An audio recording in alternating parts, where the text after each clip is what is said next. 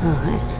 Hey everybody, it's Karen here, one of the physiotherapists at Move to Move, going over another shoulder flexion option.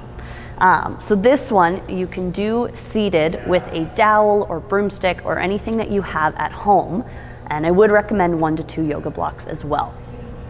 So this is really nice, especially if you find that some of the closed options just aren't there for your hips. We can keep them open and out of it.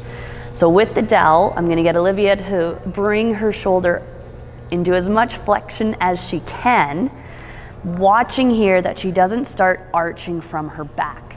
So what I'm going to get her to do is actually hug the yoga block to her chest. And what this will do is help to bring that neutral back into a spinal position, because you inadvertently end up almost in a crunched position, making sure that the neck stays neutral and shoulder blade stays depressed and retracted. So here, we want to make sure that there's no pinch at the top of the shoulder, right? Okay. You may choose to have a second yoga block between your knees, again, so you can create that irradiation and that tension through your body as you're going through these pails and rails. So once you've found your end range, you should feel a stretch along kind of the tricep lats through the armpit, the muscle getting stretched. Feeling it there? Yeah. And then this is where you would do your passive hold, right? So holding this position for around 2 minutes, just so that tissue gets a lot of stretch and a lot of words. Input. There you go. Tissue gets a lot of input.